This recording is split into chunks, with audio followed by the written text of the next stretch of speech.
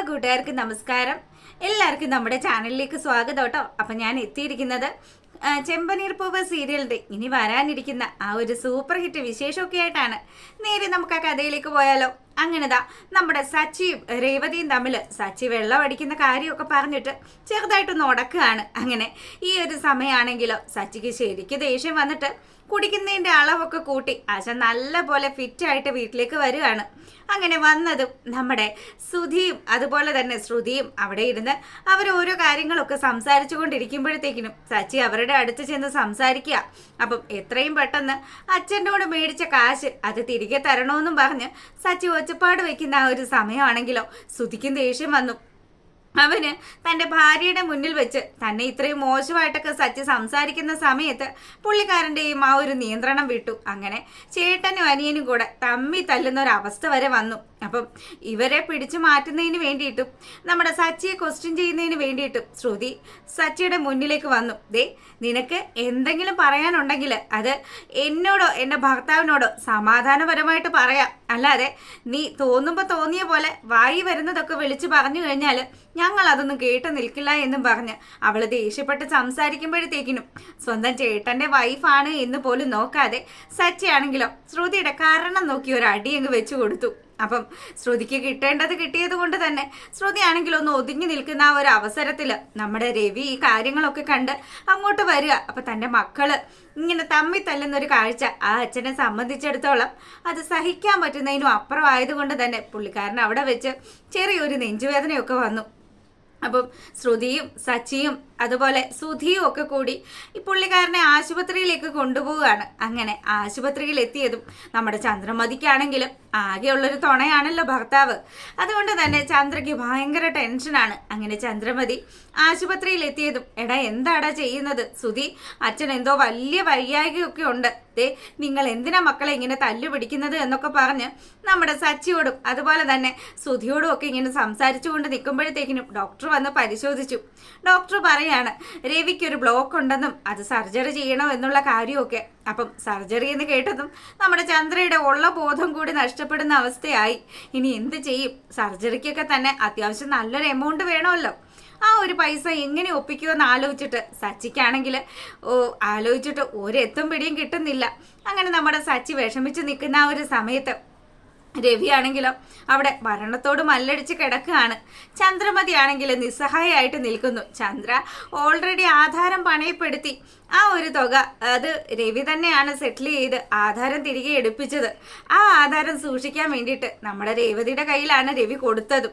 അപ്പം ഈ ഒരു കാര്യം സച്ചി ഇങ്ങനെ ആലോചിച്ചു. രേവതിയായിട്ട് ഇച്ചിരി ഉടക്കാണെങ്കിലും അവളുടെ കയ്യിൽ ആ ആധാരം ഉണ്ടാവുമല്ലോ. ആധാരം പണയപ്പെടുത്തിയിട്ടാണെങ്കിലും അച്ഛനെ ഇപ്പം രക്ഷിച്ചെടുത്തേ പറ്റുള്ളൂ എന്ന് വിചാരിച്ച് സച്ചി നെട്ടോട്ട് ഓടുന്ന ആ ഒരു സമയത്താണെങ്കിലും നമ്മുടെ രേവതി ആധാരം വെച്ചിരിക്കുന്ന ആ ഒരു സ്ഥലത്ത് മുഴുവനും സച്ചി തപ്പി നോക്കി. പക്ഷെ എങ്ങും ഇത് കാണുന്നില്ല. അങ്ങനെ രേവതി ഓൾറെഡി പിണങ്ങി അവളുടെ വീട്ടിലാണ് ഉള്ളത്. അതുകൊണ്ട് തന്നെ സച്ചി അവളുടെ വീട്ടിലേക്ക് പോവാ. അങ്ങോട്ട് ചെല്ലുന്ന ആ ഒരു സമയത്താണെങ്കിലോ ആ വീട് മുഴുവനും അടച്ചിട്ടിരിക്കുന്നു. അപ്പം ഇനി എന്ത് ചെയ്യും? ഇവളെ വിളിച്ചിട്ട് ഫോണിലും കിട്ടുന്നില്ല. ഇനിയിപ്പം എങ്ങനെയാണ് ഈ ആധാരം കണ്ടെത്തുന്നത്? എത്രയും പെട്ടെന്ന് ആശുപത്രിയിൽ പൈസ അടച്ചില്ലെങ്കിൽ അച്ഛൻ്റെ കാര്യം പ്രശ്നത്തിലാകുമെന്ന് വിചാരിച്ചുകൊണ്ട് നമ്മുടെ സച്ചിയാണെങ്കിലോ നേരെ ചന്ദ്രമതിയുടെ അടുത്ത് വന്നു. അപ്പം സുധിയാണെങ്കിൽ അവിടെയും തൊടാതെ ഇവിടെയും തൊടാതെ ഒന്നും കയ്യിൽ നിന്ന് ചെലവാക്കാതെ അവിടെ അങ്ങനെ നിന്ന് കാര്യങ്ങൾ കാണുമ്പോഴത്തേക്കിനും സച്ചിയാണെങ്കിൽ തൻ്റെ അച്ഛനെ എങ്ങനെയെങ്കിലും രക്ഷപ്പെടുത്തണം. അതിനു വേണ്ടിയിട്ട് അവിടെ ഇവിടെയൊക്കെ അലഞ്ഞ് അപ്പം ഇനി മറ്റു മാർഗങ്ങളൊന്നുമില്ല. രേവതി വന്ന് ആധാരം എടുത്ത് തരണമല്ലോ.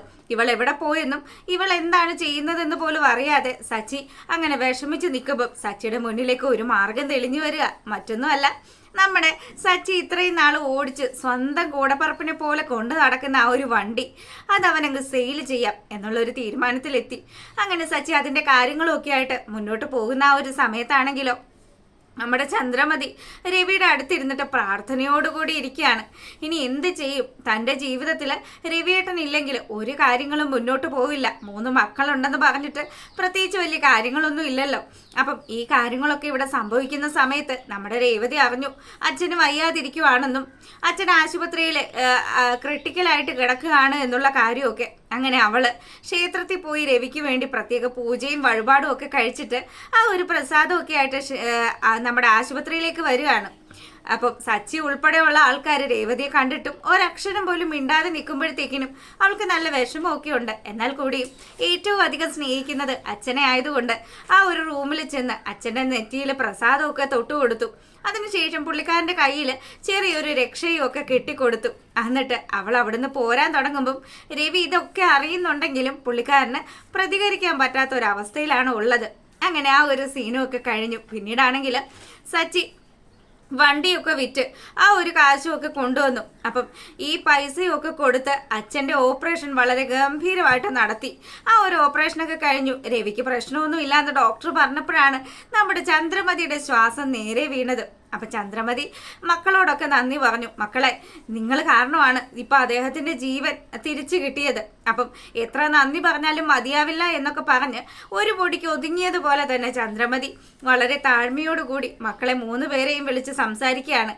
അങ്ങനെ വലിയ കാര്യമായിട്ട് ഇവരിയ്ക്കുന്ന ആ ഒരു സമയത്ത് സച്ചിയാണെങ്കിലോ അതെ ആശുപത്രി വന്നിട്ട് അമ്മ ഫുഡൊന്നും കഴിച്ചിട്ടില്ലല്ലോ, അതുകൊണ്ട് തന്നെ ഇനി എന്തെങ്കിലും ഭക്ഷണം കഴിക്കണമെന്നും പറഞ്ഞ് നമ്മുടെ ചന്ദ്രമതിക്ക് ഭക്ഷണമൊക്കെ വാങ്ങിച്ചു കൊടുത്തു. അപ്പം മറ്റു മക്കളാരും അനങ്ങാതിരിക്കുന്ന ആ ഒരു സാഹചര്യത്തിലും സച്ചി ചന്ദ്രമതിയെ പ്രത്യേകം കെയർ ചെയ്യുന്നുണ്ടല്ലോ എന്ന് മനസ്സിലാക്കി രവിയാണെങ്കിൽ ചന്ദ്രേ, നീ ഇപ്പോഴും എൻ്റെ സച്ചിയുടെ നന്മ തിരിച്ചറിഞ്ഞിട്ടില്ല എന്നും പറഞ്ഞ് രവി ഇങ്ങനെ ചന്ദ്രമതിയെ പറഞ്ഞ് മനസ്സിലാക്കാൻ ശ്രമിക്കുന്നൊക്കെയുണ്ട്. അങ്ങനെ ഇവർ ഡിസ്ചാർജ് ചെയ്തു. ആശുപത്രിയിൽ നിന്നും വീട്ടിലെത്തുന്ന ആ ഒരു സമയത്തും നമ്മുടെ രവി മക്കളോട് അന്വേഷിക്കുന്നുണ്ട്, എവിടെ എൻ്റെ രേവതി? അവൾ എന്നെ കാണാൻ വന്നിരുന്നു, പക്ഷേ എനിക്ക് അവളോടൊന്നും സംസാരിക്കാൻ പറ്റുന്നില്ലായിരുന്നു. അവൾ വന്നതും എനിക്ക് പ്രസാദം തൊട്ട് തന്നതും എൻ്റെ കയ്യിൽ ദാ ഈ രക്ഷ കെട്ടി തന്നതും ഒക്കെ എനിക്ക് നല്ല ഓർമ്മയുണ്ടെന്നും പറഞ്ഞ് രവി ഇങ്ങനെ സംസാരിക്കുമ്പോഴത്തേക്കിനും ചന്ദ്രമതി നടന്ന സംഭവങ്ങൾ മുഴുവനും പറയുക. അതെ, നിങ്ങൾ ഞാൻ വെച്ചു ആധാരം തൊലച്ചു എന്നൊക്കെ പറഞ്ഞ് ആ ആധാരം തിരികെ എടുപ്പിച്ചില്ലേ? ആ ആധാരം കൊണ്ട് നിങ്ങളുടെ മരുമകൾ മുങ്ങി. അവളെ അന്വേഷിച്ച് സച്ചി അവളുടെ വീട്ടിൽ ചെന്നപ്പം വീടുമൊക്കെ അടച്ചുപൂട്ടി. അവരൊക്കെ എവിടെയൊക്കെയോ പോയിരിക്കുക. മിക്കവാറും നമ്മുടെ കിടപ്പാടം നഷ്ടപ്പെടും എന്നുള്ള രീതിയിൽ ചന്ദ്രമതി സംസാരിച്ചതും രവിയാണെങ്കിലോ, എൻ്റെ ചന്ദ്രൻ, നിങ്ങളെക്കാട്ടിലേറെ ഞാൻ എൻ്റെ രേവതി മോളെ മനസ്സിലാക്കിയിട്ടുണ്ട്. അവൾ അത്തരക്കാരിയല്ല, അവൾ നല്ല നന്മയുള്ള കുട്ടിയാണ് എന്നൊക്കെ പറഞ്ഞ് ഇങ്ങനെ സംസാരിക്കുമ്പോൾ സച്ചി, നിങ്ങൾക്കിടയിൽ എന്താ പ്രശ്നമെന്ന് രവി ചോദിക്കുകയാണ്. അപ്പോൾ സച്ചി പറഞ്ഞു, ഇനിയിപ്പോൾ പറഞ്ഞിട്ട് പ്രത്യേകിച്ച് കാര്യങ്ങളൊന്നുമില്ല. എൻ്റെ അച്ഛൻ്റെ ജീവൻ രക്ഷിക്കാൻ ഞാൻ എന്തൊക്കെ പെടാപ്പാട് പെട്ടു എന്ന് അറിയാവോ എന്ന് ചോദിക്കുകയാണ്. അപ്പോഴാണ് രവിക്ക് വേണ്ടി ഇത്രയധികം പൈസ ചെലവായെന്നും ആ പൈസ സച്ചി വണ്ടി വിറ്റിട്ടാണോ ഉണ്ടാക്കിയത് എന്നുള്ള കാര്യമൊക്കെ രവി മനസ്സിലാക്കുന്നത്. അങ്ങനെ കാര്യങ്ങളൊക്കെ മനസ്സിലാക്കി, മോനെ, നീ രേവതിയെ തെറ്റിദ്ധരിച്ചതാണ്. ഇതൊന്നും അല്ല സത്യത്തിൽ സംഭവിച്ചത്. അവൾക്ക് ഞാൻ ചന്ദ്രയുടെ അടുത്ത് നിന്നും ആധാരം തിരികെ എടുത്ത് കൊടുത്തു എന്നുള്ളത് സത്യം തന്നെയാണ്. പക്ഷേ ആ രാത്രി തന്നെ അവൾ എന്നെ കാണാൻ വന്നിരുന്നു. അവൾ എൻ്റെ അടുത്ത് വന്നിട്ട് പറഞ്ഞത്, അച്ഛാ, ഇത് സൂക്ഷിക്കേണ്ടത് ഞാനല്ല, അമ്മയാണ്. അല്ലെങ്കിൽ ഇത് അച്ഛൻ്റെ കൈവശം തന്നെ ഇരിക്കട്ടെ എന്നും പറഞ്ഞ് ആധാരം ഭദ്രമായിട്ട് എൻ്റെ അടുത്ത് മടക്കി തന്നു. അല്ലാതെ നിങ്ങൾ പറയുന്നത് പോലെ അവളത് വിറ്റു തൊളിച്ചെന്നോ അല്ലെങ്കിൽ അതും കൊണ്ട് നാട് വിട്ടെന്നോ എന്നും ഞാൻ വിശ്വസിക്കില്ല. ആധാരം ഇപ്പോഴും സേഫായിട്ട് എൻ്റെ അലമാരിയിലുണ്ട് എന്നുള്ള കാര്യം രവി പറഞ്ഞതും ഇവർ ഇത്രയും സമയം നമ്മുടെ രേവതിയെ കുറ്റപ്പെടുത്തി പറഞ്ഞത് മുഴുവനും തെറ്റായി പോയി എന്നുള്ളൊരു ചിന്ത ഇവർക്കൊക്കെ വരിക.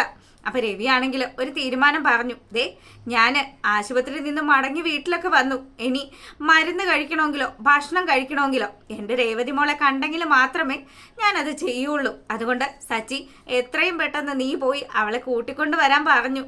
സച്ചി ആണെങ്കിൽ തൻ്റെ ഭാഗത്ത് തെറ്റുണ്ട് എന്ന് മനസ്സിലാക്കിക്കൊണ്ട് തന്നെ രേവതിയെ കൂട്ടിക്കൊണ്ട് വരാൻ വേണ്ടിയിട്ട് അവളുടെ വീട്ടിലേക്ക് പോവുകയാണ്.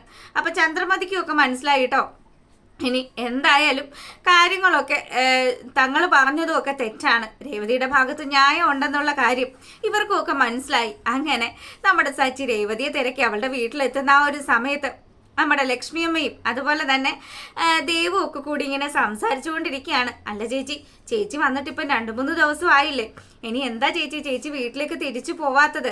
ചേച്ചിയും ചേട്ടനും തമ്മിൽ എന്തെങ്കിലും വിഷയമുണ്ടോ എന്നൊക്കെ ദേവ് ചോദിക്കുമ്പം നമ്മുടെ രേവതി ആണെങ്കിൽ എന്നെ ആവശ്യമില്ലാത്ത ആൾക്കാരുടെ അടുത്തേക്ക് ഞാൻ എന്തിനാ പോകുന്നത് എന്നുള്ള രീതിയിൽ ഇങ്ങനെ ചിന്തിച്ച് സംസാരിച്ചുമൊക്കെ അവിടെ ഇങ്ങനെ ഇരിക്കുക. അപ്പോഴാണ് സച്ചി വരുന്നത്. ലക്ഷ്മിയമ്മ കാണുന്നത്. സച്ചിയെ കണ്ട പാടെ തന്നെ ആ അമ്മ എഴുന്നേറ്റു. എന്നിട്ട് സച്ചി, മോനെ വാ, നീ എന്താ താമസിച്ചത്? രേവതി മോളെ നീ ഒന്ന് വിളിക്കുക പോലും ചെയ്തില്ലല്ലോ എന്നൊക്കെ ലക്ഷ്മിയമ്മ ഇങ്ങനെ കുശലം ചോദിക്കുമ്പോഴത്തേക്കിനും അതെ, എനിക്ക് നിൽക്കാനൊന്നും നേരെയില്ലമ്മേ. ഞാൻ വന്നത് എത്രയും പെട്ടെന്ന് തന്നെ ഇവിടുന്ന് പോകണം. അത് ഇവളെ വിളിച്ചുകൊണ്ട് പോകാൻ വേണ്ടി ഞാൻ വന്നതാണ് എന്നുള്ള കാര്യം ഇവനിങ്ങനെ പറയുമ്പോഴത്തേക്കിനും രേവതിയാണെങ്കിൽ ഇരുന്നടുത്ത് നിന്ന് എഴുന്നേക്കാതെ അവിടെ ദേഷ്യഭാവത്തിൽ ഇങ്ങനെ ഇരിക്കുകയാണ്. അപ്പം താൻ ഒരു തെറ്റും ചെയ്തിട്ടില്ല എന്നും തന്നെ മനഃപൂർവ്വം ഓരോ കാര്യങ്ങളിൽ പെടുത്തിയതാണോ എന്നുള്ള രീതിയിൽ ഇവളിങ്ങനെ ഇരിക്കുമ്പോഴത്തേക്കിനും സച്ചിയാണെങ്കിലോ, ദേ നിന്നോടാ ഞാൻ ഇതൊക്കെ പറയുന്നത്. നിനക്ക് എന്താ എൻ്റെ ഒപ്പം വരാൻ പറ്റില്ലേ? അച്ഛൻ ഓപ്പറേഷനൊക്കെ കഴിഞ്ഞ് വീട്ടിൽ വന്നിട്ടുണ്ട്. അച്ഛന് നിന്നെ കാണണമെന്നും നിന്നെ കണ്ടാൽ മാത്രമേ അച്ഛൻ ഭക്ഷണവും മരുന്നും ഒക്കെ കഴിക്കുള്ളൂ എന്നും പറഞ്ഞു. അതുകൊണ്ടാണ് ഞാൻ നിന്നെ വിളിക്കാൻ വന്നേന്ന് പറഞ്ഞതും രേവതി ചാടി എഴുന്നേറ്റിട്ട് പറയാണ്, ആഹാ, അപ്പം നിങ്ങൾ സത്യങ്ങളൊന്നും തിരിച്ചറിഞ്ഞിട്ട് എന്നോടുള്ള സ്നേഹം കൊണ്ട് എന്നെ വിളിക്കാൻ വന്നതല്ല അല്ലേ? എനിക്ക് മനസ്സിലായി. നിങ്ങളുടെ മനസ്സ് എനിക്ക് മനസ്സിലായെന്നും പറഞ്ഞു പുള്ളിക്കാരി ദേഷ്യപ്പെടുമ്പോഴത്തേക്കിനും നിന്നോട് ഞാൻ പറഞ്ഞു മര്യാദക്ക് എൻ്റെ ഒപ്പം വന്നോളാൻ. അങ്ങനെ രേവതിത സച്ചിയോടൊപ്പം സച്ചിയുടെ വീട്ടിലേക്ക് മടങ്ങി പോവാണ്. അപ്പം അവിടെ എത്തുന്ന ആ ഒരു സമയത്ത് നമ്മുടെ ശ്രുതിയോട് മാപ്പ് പറയാനായിട്ട് രവി പറയാണ്, സച്ചി എത്രയൊക്കെ വന്നാലും അവൾ നിന്റെ ഏട്ടൻ്റെ ഭാര്യയാണ്. അവളെ ദേഷ്യപ്പെട്ട് സംസാരിച്ചു എന്നും പറഞ്ഞ് അവളെ തല്ലുന്ന ഈ ഒരു പ്രവണത അത് നല്ലതൊന്നും അല്ല എന്നും പറഞ്ഞ് സച്ചിയെ കൊണ്ട് ക്ഷമയും ഒക്കെ പറയിപ്പിച്ചു. അപ്പം ആ ഒരു എപ്പിസോഡ് അങ്ങനെ വൈൻഡപ്പ് ആകുകയാണ്. ഇനി കൂടുതൽ വിശേഷങ്ങളും ഒക്കെ ആയിട്ട് നമ്മൾ എത്തുന്നതായിരിക്കും. അതുവരെ എല്ലാവർക്കും നല്ലൊരു ദിവസമൊക്കെ ആശംസിച്ചുകൊണ്ട് വീഡിയോ വൈൻഡപ്പ് ചെയ്യാണ്. താങ്ക്